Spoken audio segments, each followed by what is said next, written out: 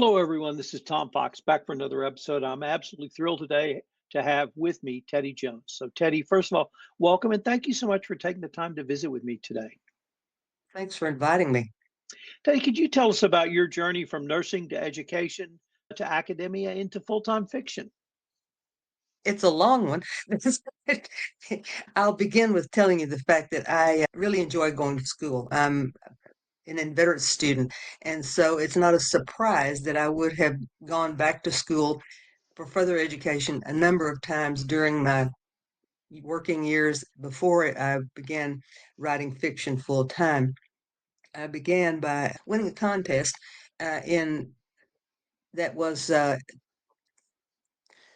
was sponsored by the Women's Auxiliary of the Medical Society in Wichita Falls. The winner would win first semester's tuition, room and board, uniforms, the whole routine at Wichita General Hospital School of Nursing. And they had a contest that you would write an essay, what I could offer my community as a professional nurse. Now, picture me 18 years old, not having a clue about what I intended or should be doing whenever I left high school, which I was eager to do. So I thought I can write. And so I'll write an essay. And there was no Future Nurses Club, so there was no local competition in Iowa Park. Mine was sent away to the contest in Wichita Falls, and it so happened I won. And so upon graduation, a few months later, I thought it'd be a good idea to find out if I really might be able to do this. So I went to work. I quit my job at the drugstore and went to work as a nurse's aide the summer after high school graduation and decided I could. I love that. That was great. Look at all I'm learning already, and I'm not even in school. So, hospital education for nursing, which was a diploma. And so after that, I thought it's clear that if I want to continue doing this, I need more education. And so at a point after working a bit as a registered nurse, I went to school again at Incarnate Word College in San Antonio to receive a bachelor's degree in nursing. And then, of course, they talked about the fact that there was a shortage of nurse faculty, and people had told me that I spoke to people well and could teach and so forth. And so I thought, sure, why not? So I went back to school at the University of Texas System School of Nursing for a master's degree. And then I was a member of the faculty there until I went back to school again. And all this time, I never paid for nursing school because all of these years, and it continues to this day, the fact that there's always a shortage of nurses and frequently a shortage of nurse faculty. And during those times, they also paid stipends or provided what they called nurse traineeships that would support further education for nurses. So I ended up going back into the College of Education at UT Austin for a doctorate because there really was only one nursing school anywhere near around that had a doctoral program in nursing. And besides, if you're going to teach a PhD in education, was a good idea. So I did that and continued working at the University of Texas all that time. And then someone said, "You look like you could be an administrator." And so, why not? And so I had a position there as a vice president of that school for curriculum. And whenever that school was divided into six schools across the UT system, I was recruited to go to Colorado to be an associate dean up there, which I did for 3 years, and then came back to Texas, recruited to begin the nursing school at Texas Tech. And so that's when I had a period of time as the founding dean of the School of Nursing there. So that's the short version of what I was doing before I decided I wanted to write fiction. Now, I did go back to school another time. That was to become a nurse practitioner because after about 10 years of being a dean, I thought I've had enough of that. And I enjoyed teaching, and I always enjoyed with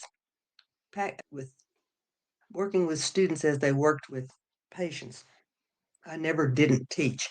And it occurred to me that one of the things I had wanted to do at some point in my life was to become a nurse practitioner. They had invented those at Colorado, and I had seen them firsthand there. And I thought, this is something that would really be interesting to do. I think I could do it. So I, for what was provided as a postmaster's certificate, and became a family nurse practitioner. And I combined that with the faculty role and continued working at Texas Tech University Health Sciences Center School of Nursing until I took my retirement in the year 2000. And that the last thing I did there was to help start a clinic in an underserved area that would be staffed by nurse practitioners. At that time, there wasn't anything like that in town, and it was a way of creating a learning situation for the nurse practitioner students in our program. And so I continued that after retirement for one more semester as half time. And then was when my husband and I decided we were having a lot more fun coming out here to the farm where he had grown up and helping out here on the weekends. And so maybe it was time to just pick it up and go. And so all this time, through all those years and all those periods of going back to school, I had been making notes, observations about people, observations about situations, things I wondered that I would never find an answer to at that point because I didn't have time. And so I have all these notes, and I think this may be an opportunity when I should begin thinking about doing that other thing I wanted to do, which was to write fiction, not just to write curriculum materials or grants or all the other things that I had written. And so I had that in my mind when we came out here. After about 3 years, it became clear that it was okay if I didn't try to be the other farmhand.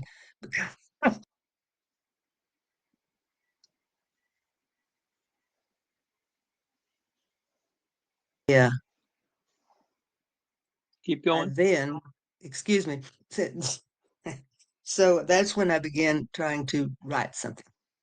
And I didn't have to spend my whole day outdoors helping my husband as he was relearning all he had learned when he was a young man.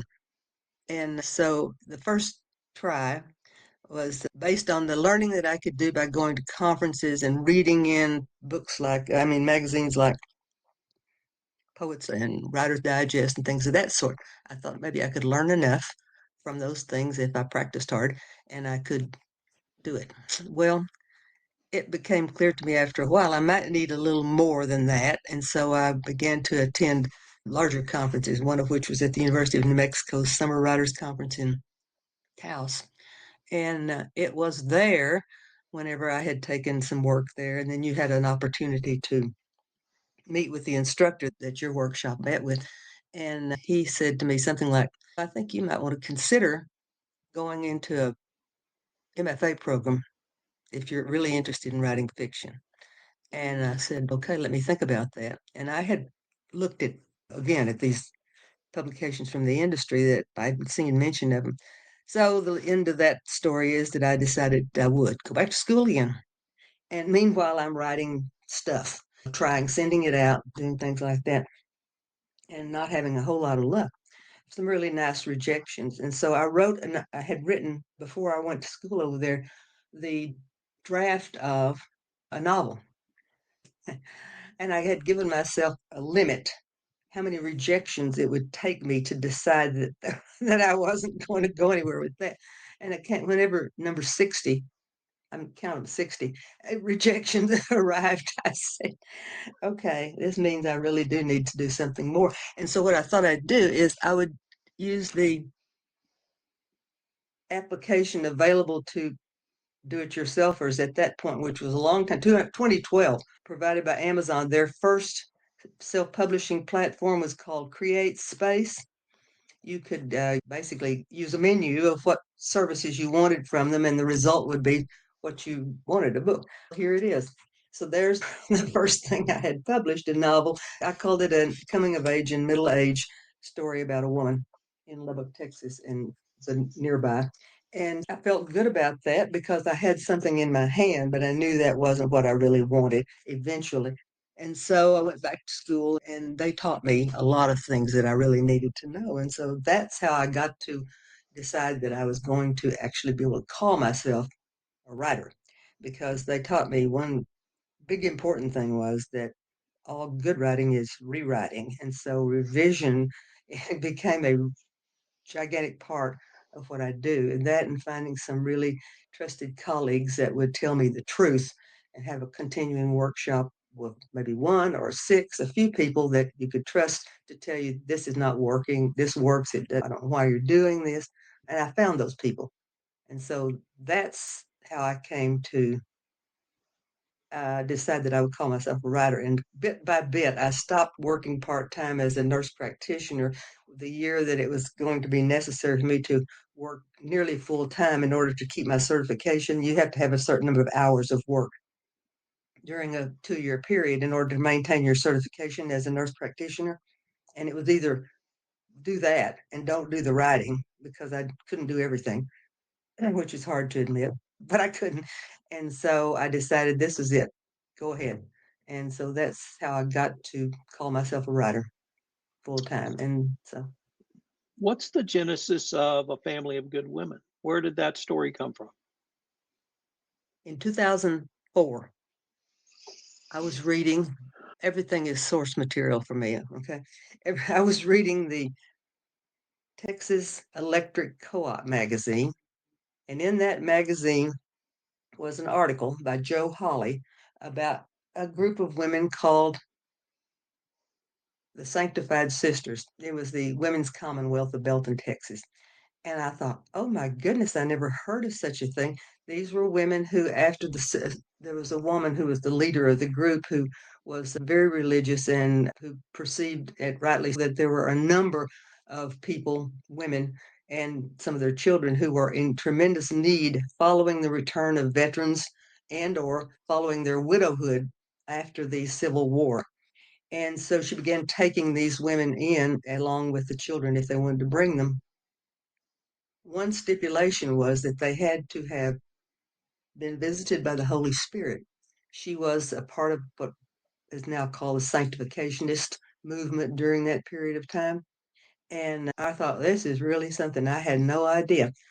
So I pulled it out of the magazine. I still have the original that I ripped out and I put it in a file that I keep, which is later, is the name of the file. Meaning you're doing something else right now, save this, you might use it later. I drug it back out.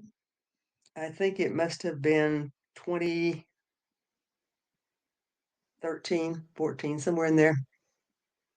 And I thought, okay, it's time to do something with this. And so I delved into material. There had been academic study of the group. There had been some fiction written about some of the people in the group. There is an archive that it turned out was in as at UT in the Briscoe Center that was kept as the materials of the actual group. I found that out as I was doing all this reading. And so I thought, okay, I need to do archival research. I got to collect all this information. So it was a real interesting opportunity to learn some things about first how using an archive, all those kinds of things. So I got a little grant from the Elizabeth George Foundation that paid for the assistance of someone who actually knew what they were doing in an archive, an archival assistant.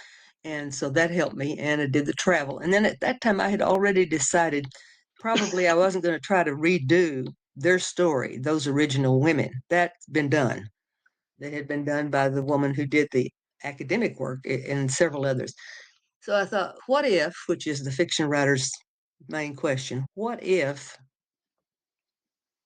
2 generations later, from the group of women that I had met by reading about Mrs. McWhirter and her group, what if those people begin to peel off? These are the daughters of the women who went in there, and what happens to them? And so I found in my mind a character who was one of those people who was the daughter of a daughter.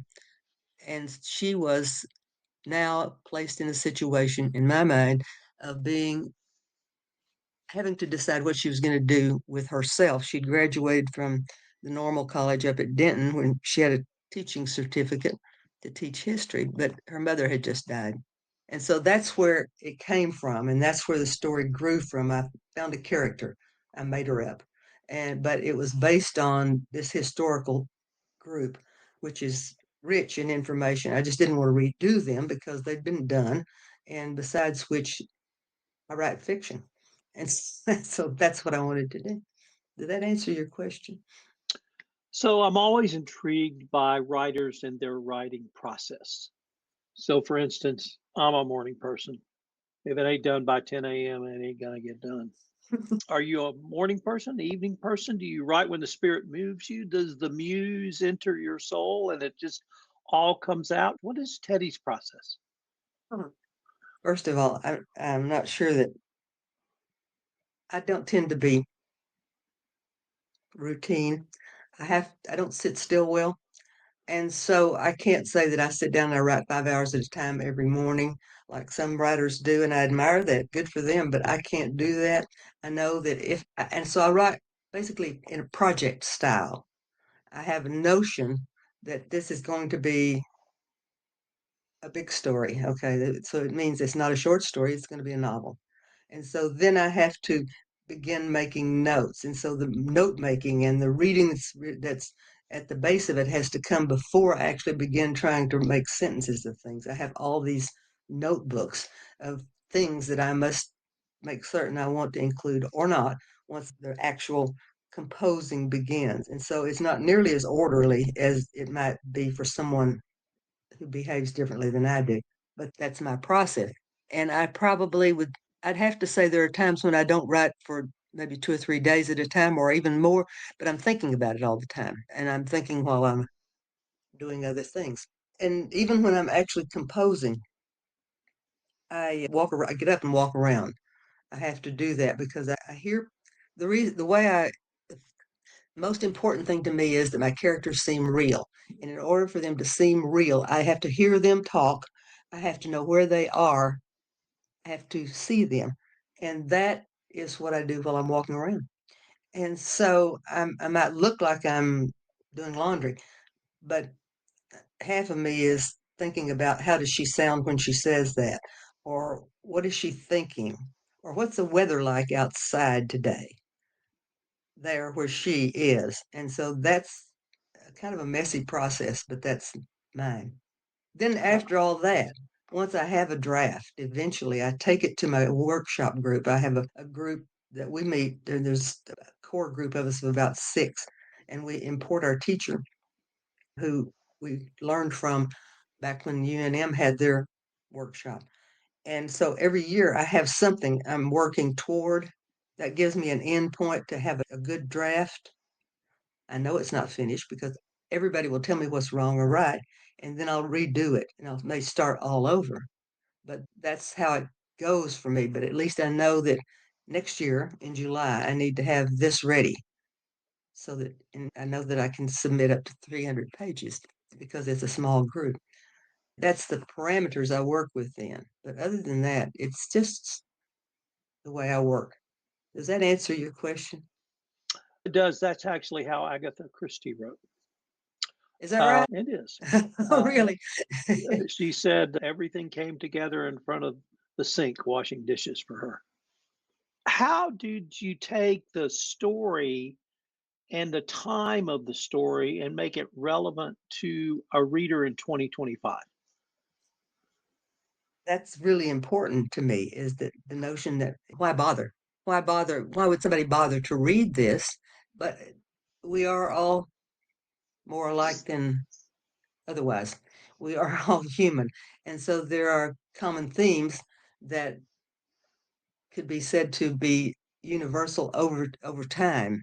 Need for family, need for love, need the wish for a sense of competence, safety, all of those things are always available as need to almost anyone. What you focus on, or what I focus on, is what seems uppermost for that particular character.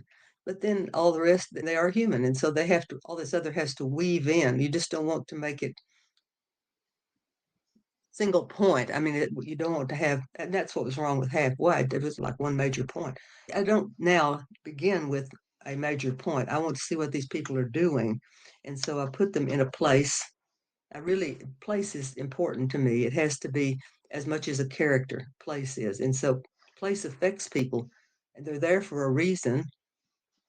And so I have to sit with them and find out what they're doing and why. And then it begins to come together, which things I need to emphasize. What are they doing and why are they doing it? I'm asking myself. And so those things are relevant now as they were in 1920, 29. For example, in this family of good women, those women eventually wanted to be able to feel competent to handle life themselves. They wanted to Imogen wanted to be able to find out more about her family once she kind of settled down from having made that move.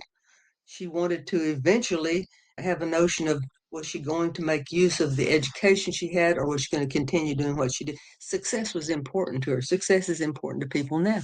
And so I think that is the way I approach it. And I think that's what I think most people who write fiction aim to have something that's going to be relevant more than to these specific characters. Maybe not people who do time travel, although I've read some time travel things and I think, well, it makes sense now. That's Could you tell me about your professional journey with Stoney Creek Publishing? How did that come about, and how was that experience for you? I'm fortunate. I consider myself to be very fortunate to have found them. I was remember telling you about this process where you revise and revise. Okay, a family of good women had more than one name, and it had been revised and sent out by an agent, and then revised again and sent out by an agent, and lovely, kind rejections. And this agent happens to work mainly with submissions to larger national scope houses. And it dawned on me that she was going to be disappointed continually by the fact that I really wasn't aiming I don't write for what's popular. I write for what I want to tell. And so I'm not going to be saying, oh, everybody has a title now that says somebody's daughter or something, that kind of thing. What's trendy is not really, it won't, by the time I get it written, it won't be on trend for now. And so I'm not going to worry about that. And so it occurred to me, and the arrangement with her was that you don't have a contract with me until I sell something. And so I finally said to her about the manuscript. I revised it. And I think that I'm going to need to just take it back. And so here I was, manuscript in my hand, free to search for somebody. And so I looked around for indie publishers, and I had spoken with a person who had just worked with them with Stoney Creek. And so they were one of two places I actually queried at all. And I got a really nice prompt reply saying, send us 50 pages or something. And I thought, ooh, this feels good. And so every step of the way since then has just been amazing.